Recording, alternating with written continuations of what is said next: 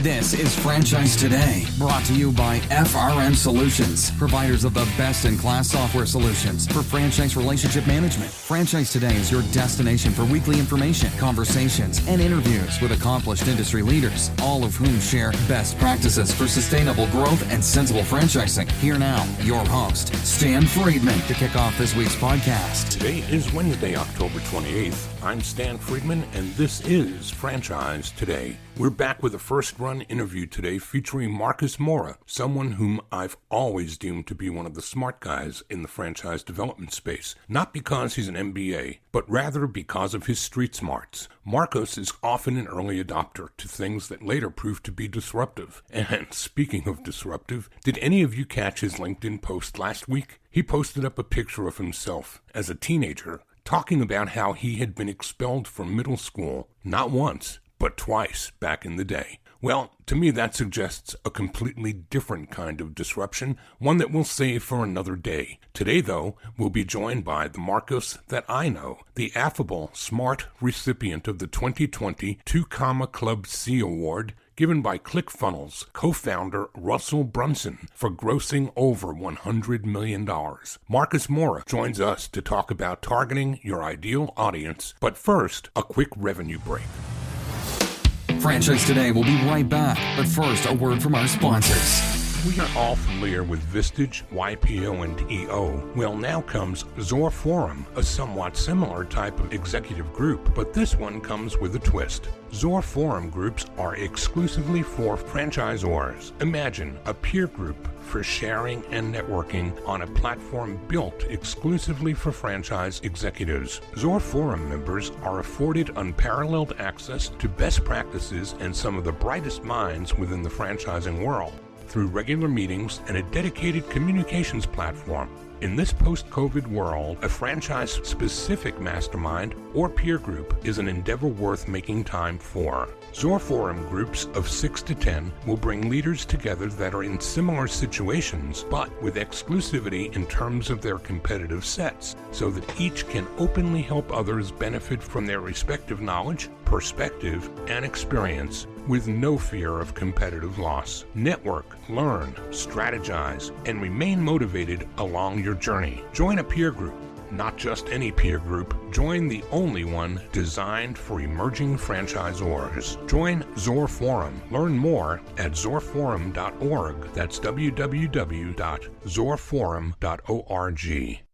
Marcus Moura is the co-founder and chief development officer of Amada Senior Care. Since 2007, Amada has helped seniors and their families as one of the only senior care companies in North America to provide in-home non-medical care, as well as assisted living placement consulting services. Ranked number 245 in Entrepreneur's Franchise 500 and as a top 10 best new franchise to invest in, Amada also makes Inc. magazine's list of the 5,000 fastest growing companies in America. As Chief Development Officer at Amada, Marcus has helped hundreds of entrepreneurs start senior care businesses, empowering them to live life on their terms and to do work that's meaningful to them, to their families, and to their communities. Collectively, they are Amada, a brand dedicated to enriching the lives of America's rapidly aging population. Marcus Moura, welcome to Franchise Today. Dan, thank you so much for having me. I appreciate it. We've known each other for quite some time, and we've kind of had many conversations over the course of years about some of those things that you've done with innovation and disruption. I think you're a disruptor. I think you're a good kind of a disruptor. But you were doing things back in the day that everybody's on the bandwagon now, but you were one of a handful of people that I could count on 3 or 4 fingers that had early adapter knowledge to the things that you've done digitally, and I congratulate you for that. Well, I appreciate that. And you know, when we had, 10 franchise partners in Amada Senior Care, you're one of these luminaries in the franchise industry that would always answer our calls and help out any way you could. In fact, my partner Tafa got a speaking engagement through your connections with the NFL. You were always gracious. And by the way, never asking for anything in return, which was always amazing. I think what's wonderful about this industry, there are, I think, more than a handful, which is wonderful, of folks like you that for the young entrepreneur that is just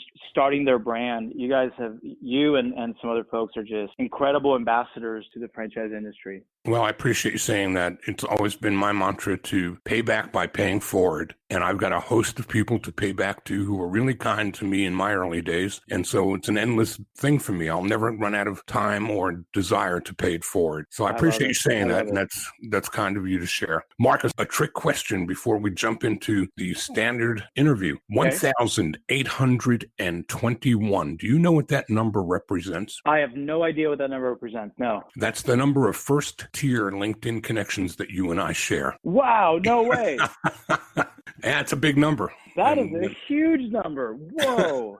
That number is why you're here today. It proves that you're somebody in franchising, because the only people that I accept in LinkedIn when I get hit for invitations are people that either have diversity, franchising, or chicken wings someplace in their profile. So you're way up there, Marcus. Oh, thanks. That's great. Wow, that's a big number. So here's what we're going to do. We're going to start today the way we start every week. And that's with the understanding that franchising being an unintentional way of doing business, we don't find it finds us. And my audience is curious to know, when did that happen for you? Mine goes back to an immigrant story. I moved here from Brazil in 1991. My dad is Brazilian, my mom's Brazilian, and my dad loves this country. He always wanted to come to the United States. And so we moved here, and he sold everything. I think about this idea of my father selling everything in Brazil and coming to the United States with just the promise of being able to get citizenship. And there was a friend of ours, Steve Crane, who was just amazing, who helped our family come to the United States, helped my dad with getting his green card. And my dad was at a franchise show. This must have been maybe 92. And he sees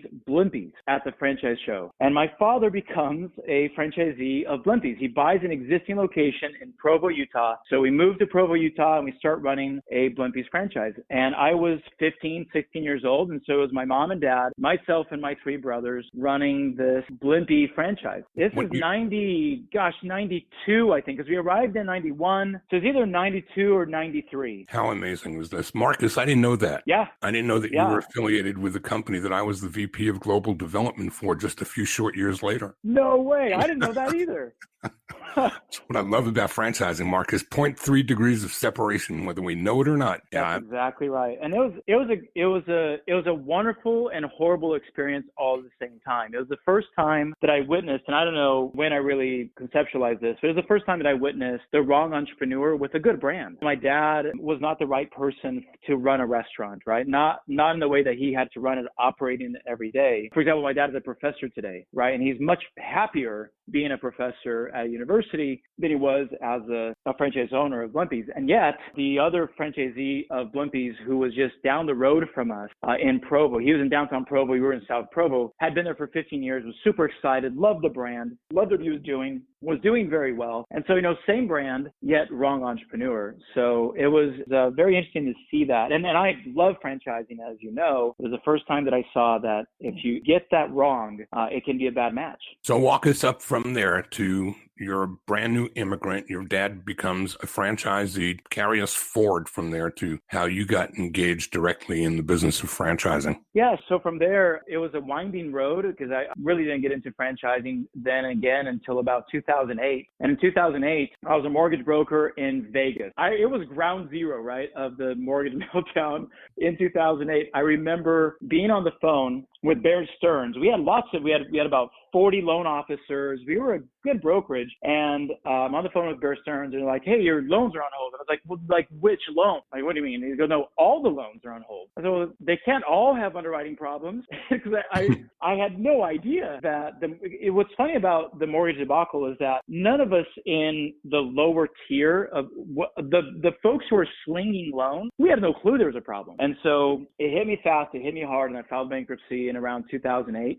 Lost everything because we had mortgage offices and we had loan officers that would rent space from us. And so I was totally bankrupt, moved out of Vegas, came to Southern California. I was living with my in-laws. And thankfully, it was just my wife and I. I didn't have kids at the time, but it's such a huge lesson. And I ended up doing some consulting with my brother-in-law, Jared Turner, who had been one of the founders of Play and Trade Video Games. And from that consulting, I ended up joining Play and Trade Video Games. And then we built Play and Trade Video Games for several years. And then that brand was a great example of a lot of entrepreneurs in the wrong space. And also we got clobbered by GameStop, the 800-pound gorilla in the industry. It was really hard to compete against them. So that was my return to franchising. It was absolutely accidental. It just so happened that my brother-in-law was in this franchise that was growing super rapidly. And so I got back in. And how did you learn what you needed to learn about the franchise business model, and what kinds of jobs were you doing at Play and Trade and wherever you went from there? Yeah, so there was one time a franchisee said, Marcus, you've had more roles than Thanksgiving dinner, because I was trying to figure out where was I in that space. So before getting into franchising with the mortgage industry, it was banking, finance, and loans, hiring people and things like that. But I think I've always naturally had a sort of a love and I guess a little bit of empathy for marketing and sales. I love branding. I love reaching an audience. And so slowly but surely, I started to get into on the side of franchise development. And I witnessed actually a brand in those days that really was at the height of its growth, right? There were months where Play and Trade Video Games would sell 30 or 40 franchises, right, in a month. And it was just amazing. And these are good people that were selling the brand to entrepreneurs that were excited about the gaming industry, but it was also people that probably had no business being in the video game retail space. But I don't think I knew that then. You, as a franchisor, I think you start to sell, your brand gets notoriety, more entrepreneurs come, and you feel like your model, your system is going to be all they need to become successful. That anybody from any walk of life can come and take your system and be successful. I don't believe that anymore. I think that it's a dangerous thought, I think, from a franchisor to believe that their system is that good. I think I would agree with that wholeheartedly. And I think your dad, even before you knew that you'd get into franchising, exemplified that, didn't he? Yeah, he did. And you look at, my dad, who was an amazing risk taker. This is a guy who in his 30s sells everything, leaves the country, goes to a new country. Kids are teenagers. I mean, this was a major, major shift in his life. But it's not just about being a risk taker. There's a certain profile for every business. And it's not just if you're a good entrepreneur, you'll do well with any business. I don't believe that, at least my 2 cents. I think it's a very specific profile that fits each and every one of these systems. But the magic is, that's what I love about franchising, the magic is when that profile is a match, where system is great and proven, franchisee is perfectly aligned with their, not just money, but their backgrounds, their ambitions, their talents, and they can connect, then it's just beautiful, right? Because you get wonderful revenues and you get a great story. Once again, complete agreement. So walk us through Play and Trade to the current day at Amada and how that all transitioned and happened. And you're not just selling for Amada. You're not just the chief development officer. Well, I'd probably call myself a co-owner, because really the founders of Play and Trade Video Games were these two guys, Tapa Jefferson and Chad Fotheringham. These two guys started the business in 2007 here in Orange County, California. They did amazing. And they actually built Amada Senior Care as a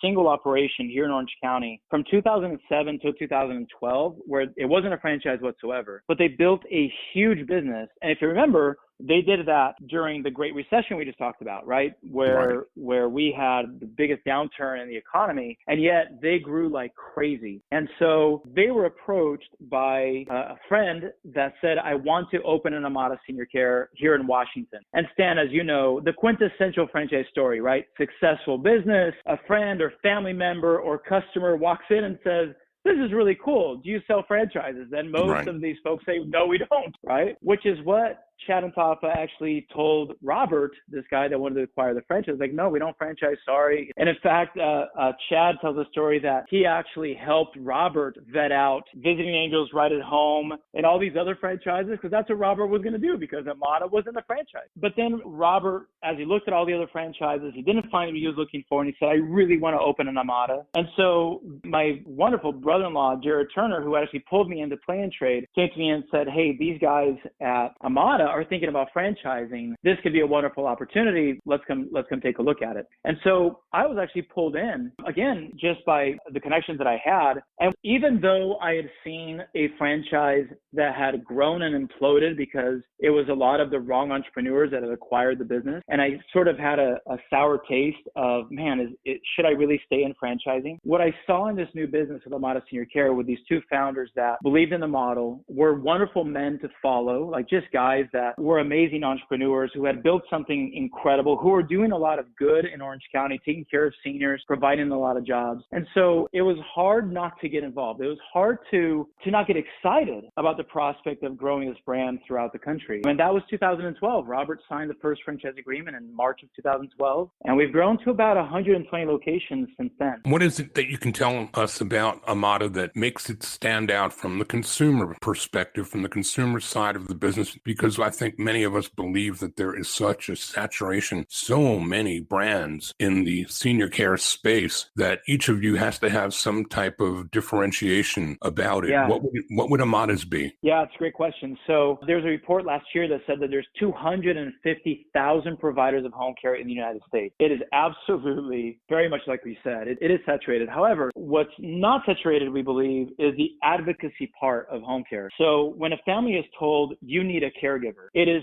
usually a surprise. It's not like the family's been thinking, well, mom's going to need a caregiver. It's today mom has the event and they're told you need a caregiver. And the family has no idea, what does it even mean to get a caregiver? Who pays for it? Does the government pay for it? Do we pay for it? Does dad's a veteran? Does the VA pay for it? And so you're thrust into this chaos. And so I think while a lot of brands focus on we are the most loving, or we are the most compassionate, or we are the biggest, the truth is we all share caregivers. And the case is that my caregiver is going to wear Amada scrubs today, and tomorrow may very well be wearing right at home scrubs. Like we have the same caregivers. There's no difference. We all do the same background check. There's no difference. So what we decided is, what we really wanted to differentiate is helping the family figure out how to afford this very expensive, last minute, you're not planning on it, huge expense. So, caregiving can be as much as $10,000 a month. So we specialize in helping the family access their VA benefits. If it's under workers' comp, you get the workers' comp money, or if it's long-term care insurance, which is a wonderful plan that families can get to be able to pay for home care. We're there to advocate. So we're more of a managed care solution for the families, where we make sure they get their money. And I think that's the biggest differentiation. The second, if I may, is the franchise partner. 85% of our franchise partners were former medical device and pharmaceutical folks. Wonderful, amazing folks that were in corporate America, working in hospitals, working in healthcare, selling into healthcare. And we've been able to tap them on the shoulder and say, hey, you already understand healthcare. You are already amazing at what you do. Why not look into going to business for yourself in the industry you're already in? And that tactic, I think, is one of our biggest, by far, differentiators. By our third year in business, our franchise partners, as of the recording today, and our franchise disclosure docs, are averaging $1.2 million in gross billing by their third year in business. That speaks volumes all by itself. It's amazing. But I know that we have good training. I know their systems are good. I know the differentiation is good. But I do really believe that the biggest reason there is what we talked about in the very beginning. It's the right entrepreneur, like seriously down to the core, the right entrepreneur with a good brand. And that's where I think the magic can happen. So we're super, super fortunate that the amazing healthcare sales folks and executives have come over and joined our franchise. Well, you've brought us to a great place to take a quick break, and you've given me a great segue into the next part of the conversation. We're talking with Marcus Moura, Chief Development Officer of Amada Senior Care. We'll be right back. Franchise Today will be right back, but first, a word from our sponsors. This portion of Franchise Today is brought to you by Zoracle, providers of spot-on profiles, the gold standard of assessment tools that assure you're selecting the right franchisees every time. Unlike DISC or others that simply gauge personality or communication styles, Zoracle's spot-on assessments are all franchise-specific and based upon 7 sciences that nail the results each and every time.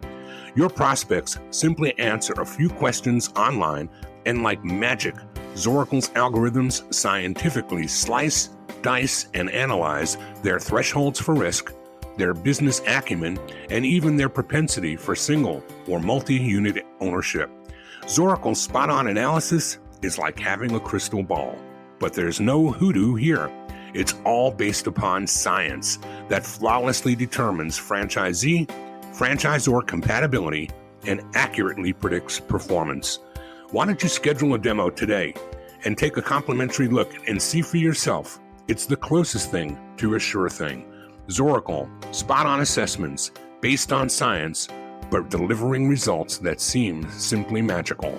Check them out at www.zoracleprofiles.com. And we're continuing our conversation with Marcus Moura, Chief Development Officer for Amada Senior Care. And somebody, again, Marcus, as I've said many times on this broadcast and many times in the past, you're somebody that I've always viewed as a thought leader in terms of franchise development, marketing, lead generation, using digital tools, creating content. You were way, way out in front of this. There were guys like you, Jimmy Weeks is another that I think of, that had vision for how to do things that others weren't yet aware of. So where'd that come from for you? Well, by the way, part of it came from, we just heard a spot for Rebecca Monet and for Spot On and Zoracle. I think Amada would not have found its niche with its entrepreneurs without Rebecca and without Spot On. We used it to build a lot of our units. And I can't imagine being in franchising without using her product and her expertise, because it really is about finding the right entrepreneur. So some of it was selfish, actually. When we were bringing, in the very first year of Amada in 2012, when we started franchising, I was doing normal franchise development, right? Shows and portals, and brokers wanted nothing to do with us because we were too small. And as we were bringing the candidates in, especially Tafa Jefferson, one of the founders that actually built the first location here in Amada Senior Care, he built the business from his mom's garage, right? He really is the guy that had the idea, that built Amada from the ground up. He would look at these entrepreneurs and you'd say, no, not who we're looking for.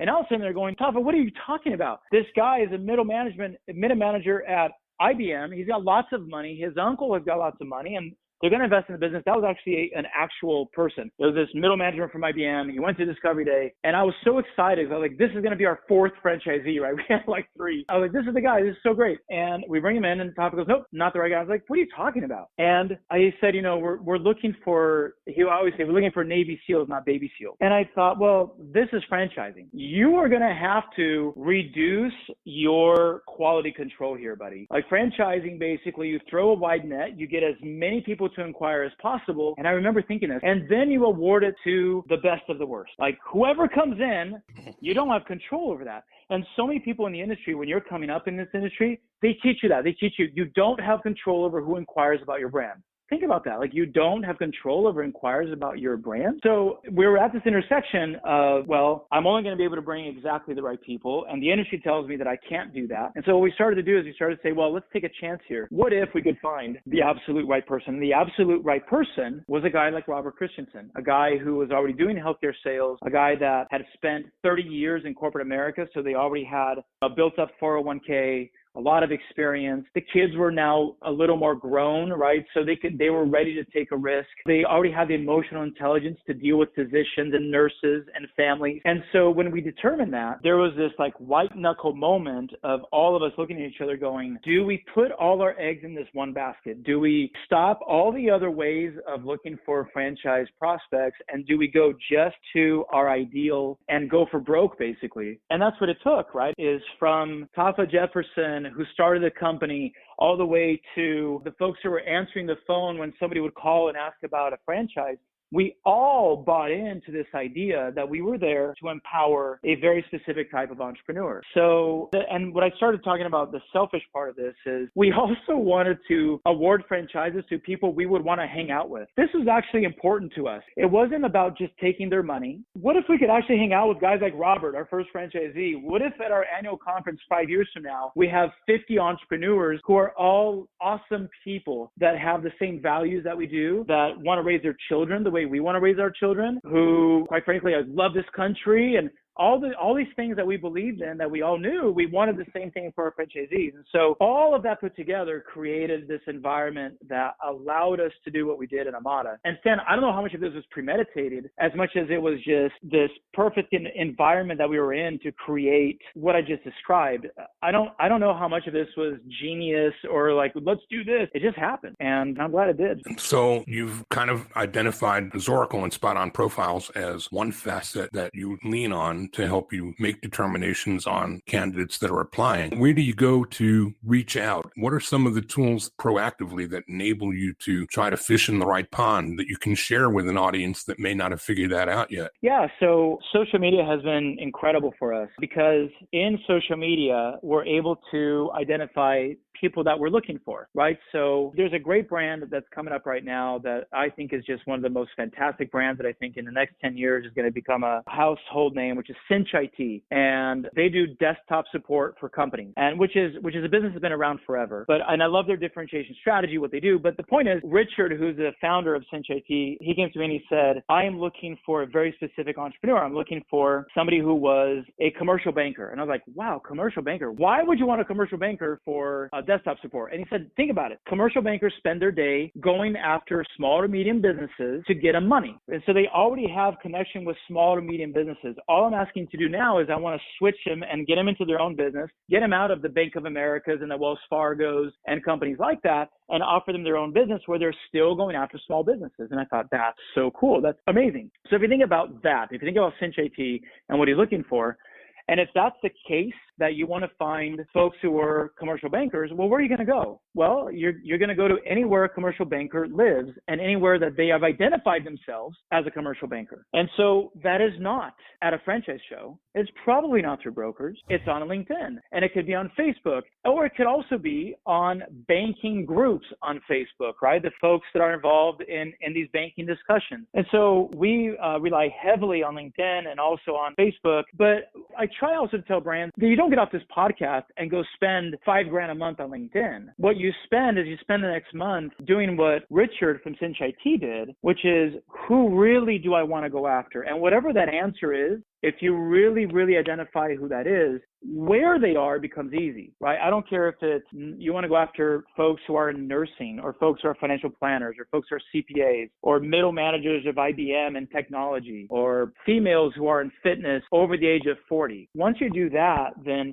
finding them is actually pretty easy, I believe. And then what about the messaging aspect? How do you counsel on hitting them with a message that's going to resonate in a fashion that's going to cause them to want to have a conversation? Yeah, good question. So I think it's also interesting that if you do this type of work, and let's take Richard from Cinch IT, for example. If you take Richard and he wants to go after somebody who was a commercial banker at Wells Fargo, then sometimes what we do is we go, I got my ideal audience, I'm going to go after them, and I build an ad, and I sit there and I build the ad. And what we do is we go back to talking about ourselves. We go, well, I'm going to tell them that Cinch IT is amazing. I'm also going to tell them that the desktop support industry is the $10 billion industry a month. And I'm going to tell them that Entrepreneur Magazine thinks that we're amazing. Like, we want to talk about ourselves. But the truth is that commercial banker could give a crap about all of your accolades and how big your industry is and how amazing Entrepreneur Magazine says you are. They don't care. All they care about is that right now they work for Wells Fargo, they work for Bank of America, and for that right person, they've always dreamed of doing something more with their lives. And there's some pain point there that has kept them from doing that. So what we started doing is we started to say, what are those pain points? And let's write content and ads and make videos that speaks to the pain point of the whatever commercial banker or whoever they are. And so Richard and I were talking about this, and that's something that he started doing, right? He started to put out content that says, what could life after Wells Fargo look like? Click here. What? Right? So if I work at Wells Fargo and I see something like that, that punches me in the face so hard that I can't help but click on it, as opposed to Cinch IT is rad. I don't even know what that is. So the idea of us communicating and having a conversation with our ideal audience is really fun, right? It becomes this dance that you do with the audience to be able to get them to respond to you. And I think that's way more fun than, in my opinion, advertising on a portal where you just vomit all over a website everything that's wonderful about you when you're not taking into consideration your audience. You're reminding me, just 2 weeks ago, great interview with a guest that was now on the speaking circuit, but Scott reminded us that he was once an Edible Arrangements franchisee when he was still in corporate America, and he's sitting on a plane and sees in one of the in-flight magazines a picture of a guy in the pool with his 4 kids saying, I used to be you, and look at me now. That same lifestyle punch in the gut, right? It's that punch in the gut. And those are the people that want to make a change. And for those that you write that content and they go, no, I'm happy where I'm at. Great. That's wonderful. A corporate America life isn't terrible. Being an executive for a company and making salary and all that, there's no judgment. That's not bad. But when you're able to find those folks that want to make a change and it's the right folks, your messaging becomes really fun. It's also a lot easier for your company because you talk about efficiency.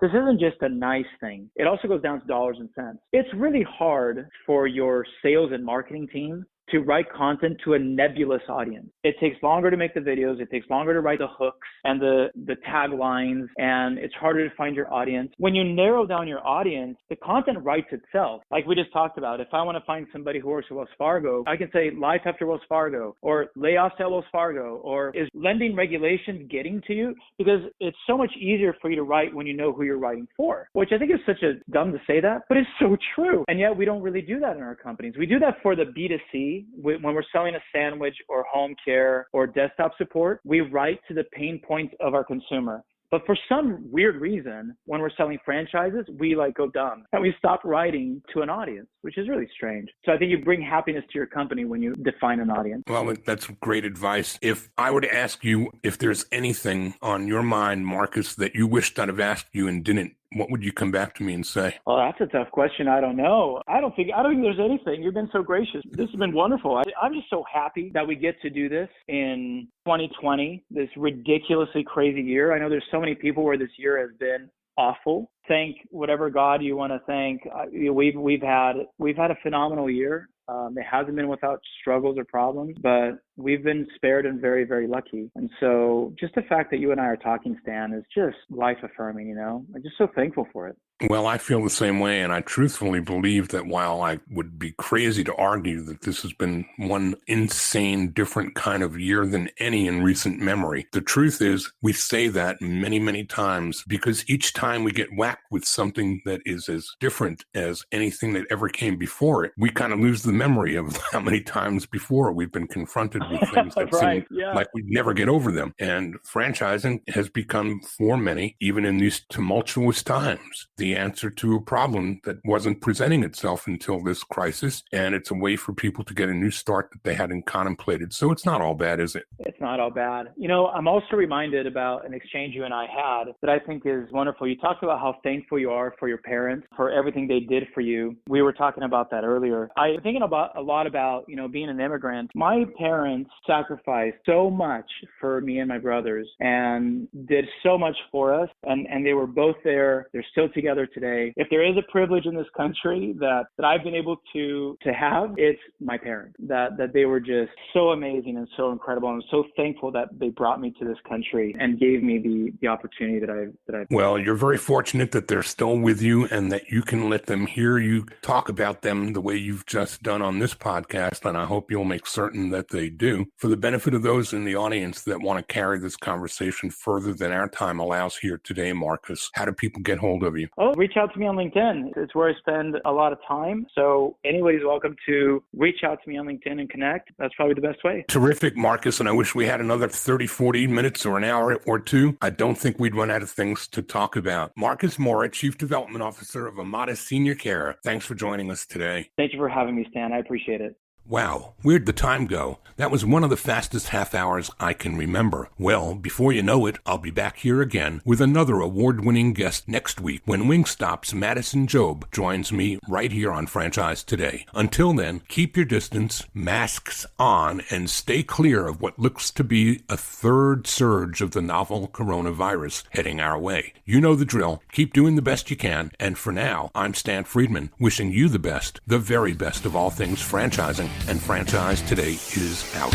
Franchise Today is a production of FRM Solutions, providing best-in-class CRM tools to empower relationships with prospective and existing franchisees. No excuses, just solutions. Find them online at frmsolutions.com. Join Stan every Wednesday at noon Eastern for another live episode of Franchise Today. Or, as always, download episodes on demand at blogtalkradio.com or iTunes.